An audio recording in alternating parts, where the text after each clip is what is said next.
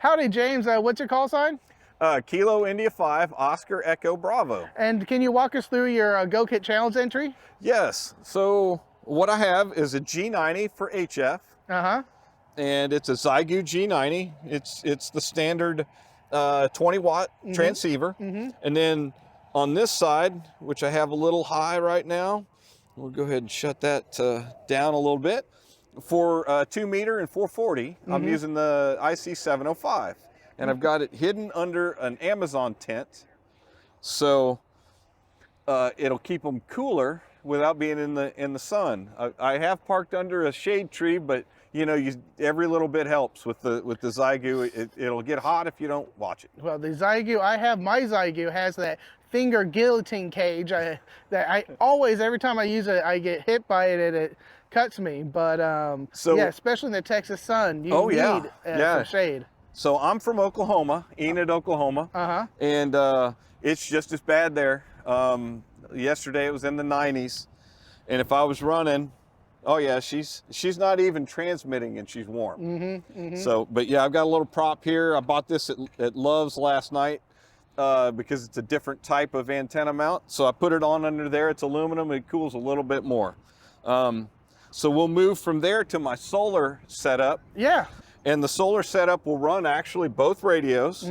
So here's our battery down the ground. Battery down here. Don't ask me the specifications. Go to Steve's channel, TO, Temporarily Offline, and look that up. Watch the video. But it works great with the low power stuff.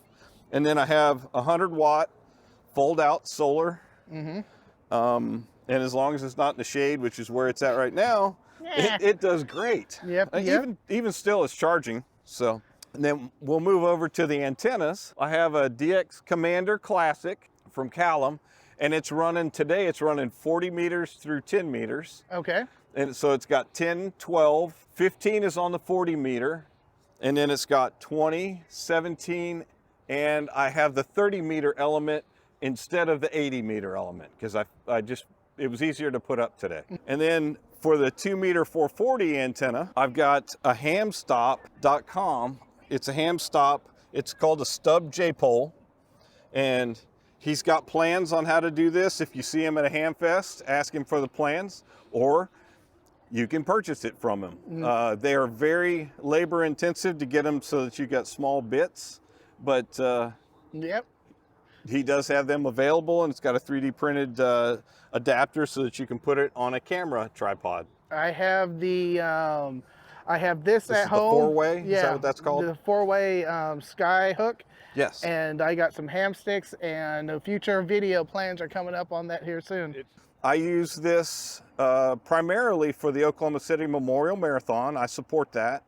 And this stub J-pole does the 2 meter and 440 megahertz band that we utilize in the marathon for our service radios there, and works excellent. So you showed me this before, but talk about how'd you bring everything here? Okay, so I've got a radio flyer, which is an inside joke. Mr. Prep Ham Paul made the joke, and I happened to have one, and it's a good transport. This is my DX Commander bag. All the stuff from that antenna rolls up and coils up in there.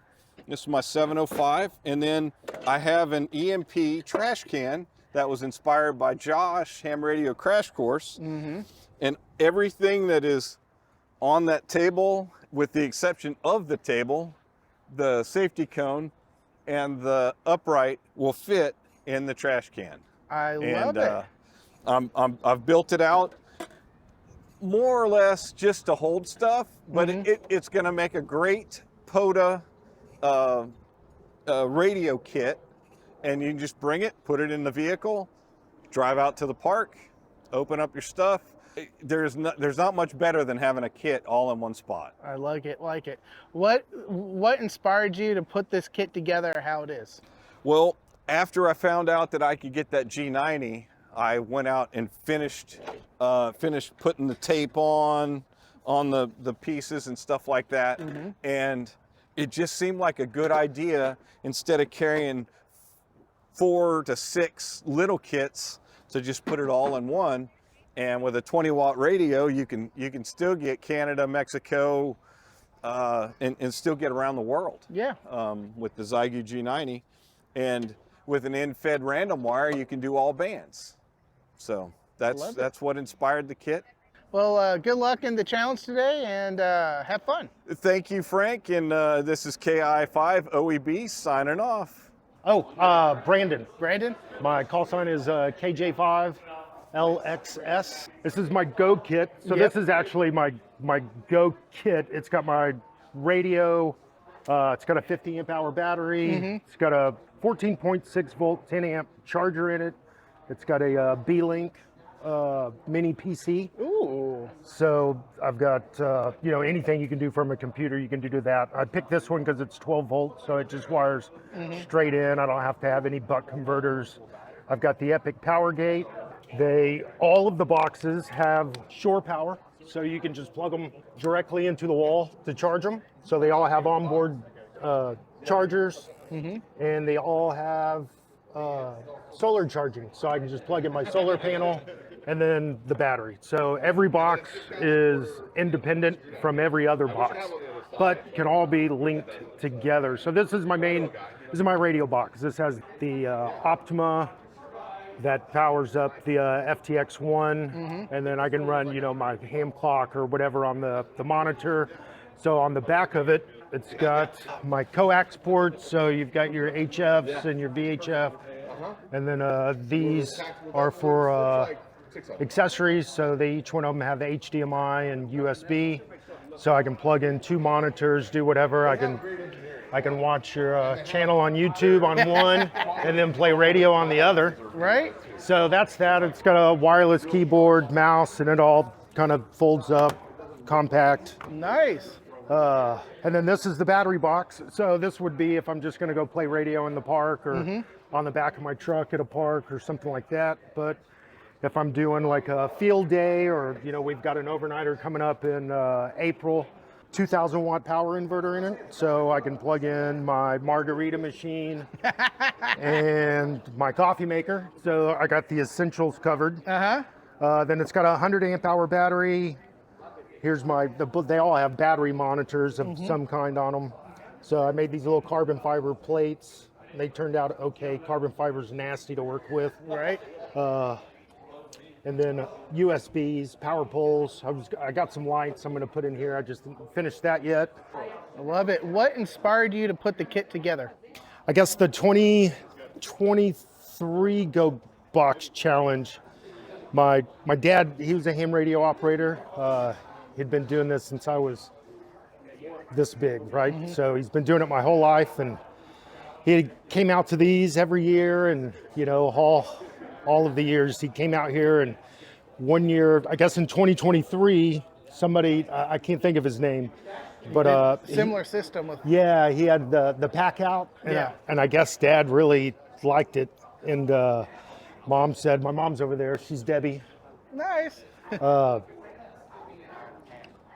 And they left here, went to Home Depot and bought the pack outs, and Dad came home and started taking his Go kit apart and started putting it into to one of these, and he got sick, and then he passed away last year, and he never got to finish it. And when we were gathering up, getting the estate sale for all the ham radio stuff, we were putting it together, and I saw this, and I was like, well, what was he doing with that? And Mom was like, well, he was going to be his Go box. And so I was like, well, I'll take that. And so I just really wanted to finish his last project, right? His last radio project. I wanted to finish it. And I don't know if he would have done it like this.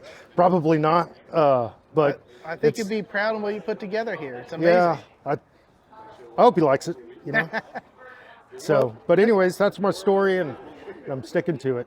Well, thank you for coming on, and good luck today. Yeah, I appreciate it. Thank you. Howdy, Greg. Hi, What's your call sign? My name is Greg. I'm November Echo 5 Golf Tango. And this is what I POTA with usually, and we also use this for field day as a club. When we go out as a club for POTA, we do that every month. We bring operators that maybe never operated before, so it's a lot of fun. So a 710 and a B-Link computer, which runs the WSJTX application or whatever. I think you're the second gentleman to say they're using the B-Link computers. How much are they? I think they're like 160, 180. But the neat thing about the B-Link, it's Windows, but that's not the neat thing, but it's 12 volts. No way. Yeah, it's 12 volts, and this monitor is 12 volts. So I'm running everything off 12 volts. Got a battery box. I used to put all batteries in all my Go kits, but you buy too many batteries that way, right? Right. So in here I have two 12 amp hours in parallel, giving me 24, plus a power supply. So when I'm at shore power, I have shore power right here. We can run off shore power, battery, and an Epic power gate to manage that power with the 200 watt solar panel. Oh, nice. So we can run off solar and any power we want. And your antenna mast here, you got it hooked to your Tar Heel. Yeah, well, this is a trailer hitch that's extension. Yep. My homemade $3,700 bushing. I like it. I like it. A lot of people 3D print them and all that, but this took me 5 minutes and cost me nothing. So anyway, and if it gets torn up, you got more tape. So it's a 33-foot spider beam and end fed halfway. If I have one of those real POTA bowls, yep. The wind up chalk line, those work really well. They tune right up. Nice. I like it. I like it. And what inspired you to put this kit together? I don't know. I ran across this monitor on Amazon, 12 volts. And I said, hey, what can we do with that? You know, we can go mobile with it. And so I did that. And, a lot of times if I'm going to go out and just do sideband, which is quite often, I just take this unit with me. Well, I appreciate you coming on, and good luck, man. Thank you, Frank. Appreciate it.